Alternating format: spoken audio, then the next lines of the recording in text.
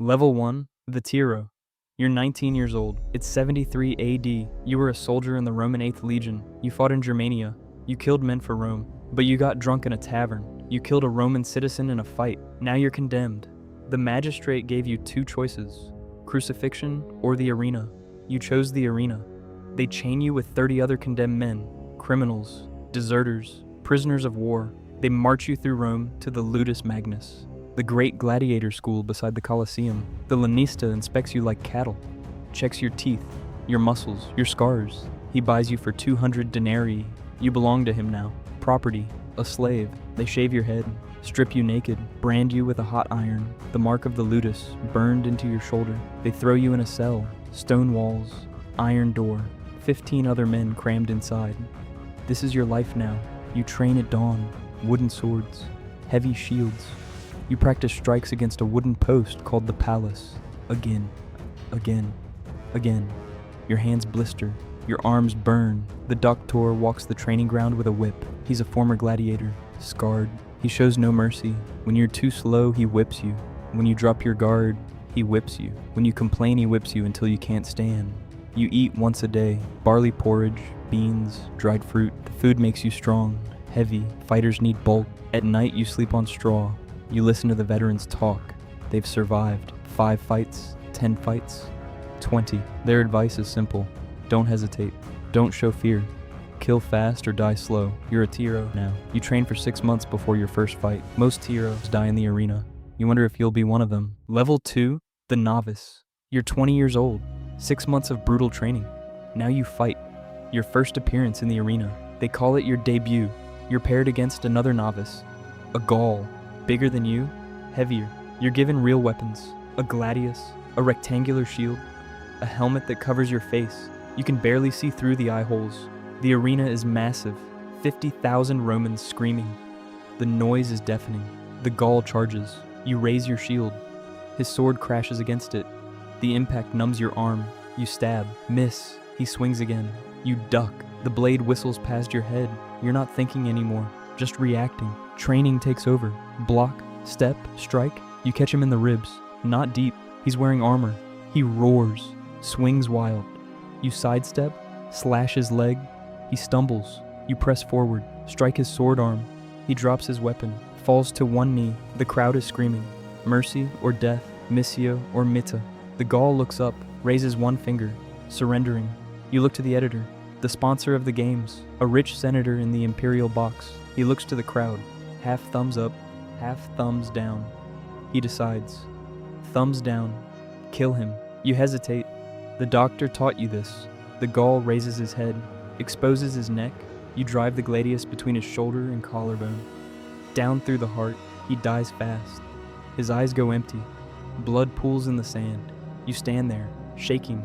The crowd cheers. You just killed a man for their entertainment. They throw coins into the arena. The attendants collect them. Your share is 5 denarii. You're a gladiator now. Level 3, the Fighter. You're 23 years old. You fought 12 times, won 10, lost 2 but survived. The crowd spared you. You're classified as a Murmillo now, a heavily armored gladiator.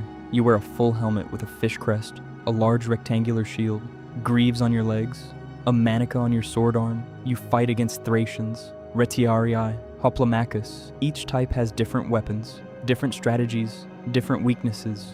You learn them all. The Retiarius has a net and trident. No armor, fast, agile. He tries to trap you, tangle your legs, stab you with the trident. You stay close, don't let him use range. Press him with the shield, make him retreat. The Thracian has a curved sword and small shield. He's quick. He goes for your legs, under your shield. You watch his footwork, anticipate. Strike high when he strikes low. You're good at this. The crowd knows your name. They chant it when you enter. They bet on your fights. Your value to the lanista increases. He rents you out to other games, provincial arenas, smaller cities. You make him money. In return, you get privileges, better food, wine instead of water, a private cell, sometimes women. Your property, but your valuable property. You also train the Tiros now. You teach them what you learned, how to read an opponent, how to conserve energy, how to play to the crowd. The arena isn't just combat, it's theater. The crowd wants drama, blood, courage. If you fight well, they love you. If they love you, they spare you.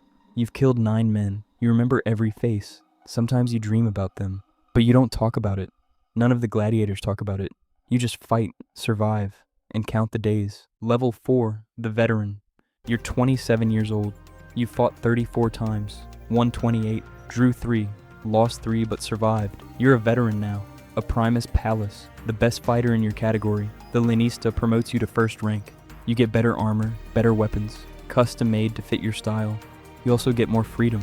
You can leave the ludus during the day, walk the streets of Rome, visit the baths, the markets. People recognize you.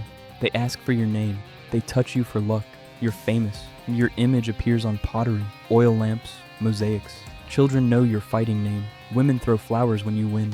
One night a messenger arrives. The emperor wants you. Nero, the most powerful man in the world. You're brought to the palace. Golden halls, marble floors, servants everywhere. Nero sits on a throne, young, cruel, obsessed with spectacle. He's heard of you. He wants you to fight for him, exclusively. He offers you wealth, a house, slaves, land, properties equal to a triumphant general. All you have to do is win, keep winning, entertain him. You accept. You're his favorite now, his pet gladiator. He calls you Spiculus, not your real name, your arena name, the one the crowd knows. You fight in special games against the best fighters from across the empire, champions from other schools. You defeat them all. Nero rewards you.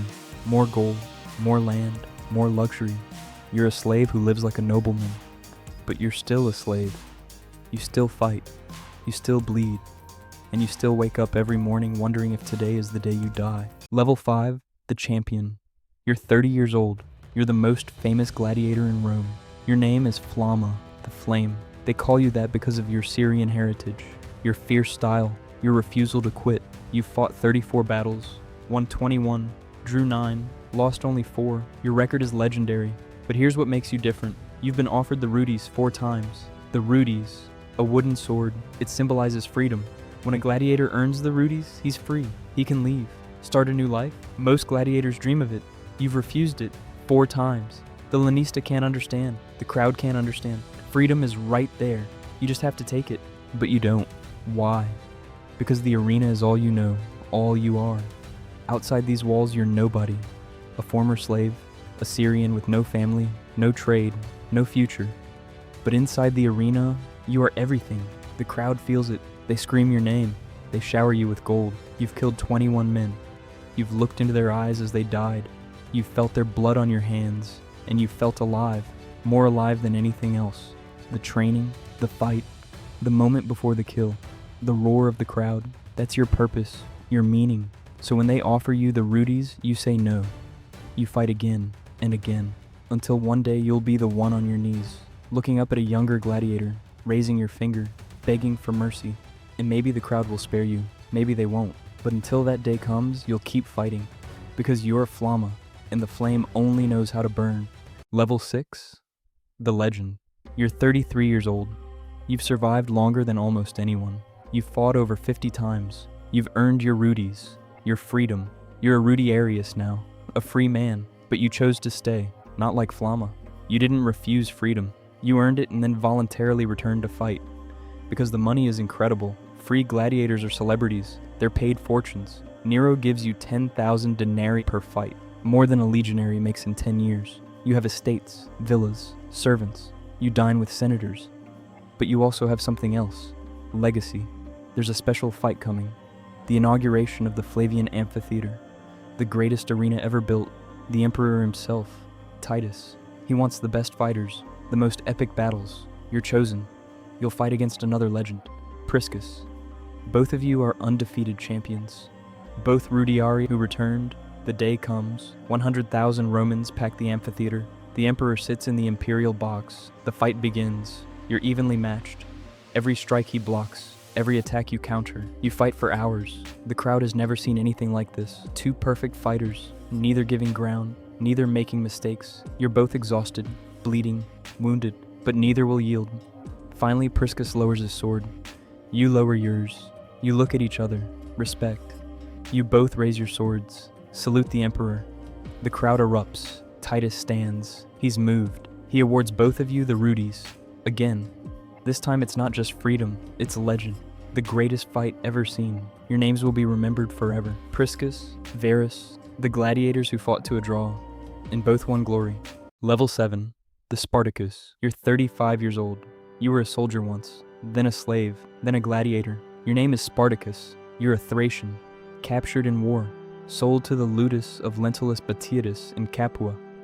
You've been training for 6 months. You're a Tiro. Tomorrow is your first fight. You'll probably die. Most heroes do. But tonight something changes. Another gladiator, Crixus, a Gaul. He's been here 3 years. He's planning something. Escape. 70 gladiators. Kitchen knives, makeshift weapons. It's insane. Suicidal. The guards will kill them all, but you join anyway, because you'd rather die fighting for freedom than in the arena for entertainment. The revolt happens at midnight. You overpower the guards, steal their weapons, real swords, real spears. You fight your way out. 20 guards dead. 70 gladiators escape into the night. You run to Mount Vesuvius, hide in the mountains. Rome sends soldiers. You ambush them, kill them, take their armor, their weapons. More slaves hear about you. They escape their masters. Join you. Your numbers grow. Hundreds, thousands. You're not gladiators anymore. You're an army, a slave army. You defeat Roman legions 6 different times. The Republic is terrified. A slave revolt this large has never happened. You're not fighting for glory. You're fighting for freedom. But Rome is too strong, too organized. General Marcus Licinius Crassus comes with 50,000 legions. The final battle is in Lucania. Your army fights. They fight hard, but they're untrained. Former slaves and gladiators against professional soldiers. You fight in the front lines, sword in hand, shield raised. You kill Romans, dozens. But there are too many. A spear pierces your leg. You keep fighting on one knee. A sword cuts your arm. You drop your weapon. You reach for another. A javelin hits your chest. You're on the ground. Blood everywhere. Romans surround you. They don't know you're Spartacus. You're just another dead slave, just another body on the battlefield. But you changed everything. Your revolt shook Rome. It showed that slaves could fight, could organize, could resist. 6,000 of your followers are crucified along the Appian Way, their bodies left to rot as a warning. But the warning didn't work, because your name lives on. Spartacus, the slave who defied an empire, the gladiator who chose death over chains. 2,000 years later, people will still know your story, still admire your courage, still fight for the same thing you died for: freedom.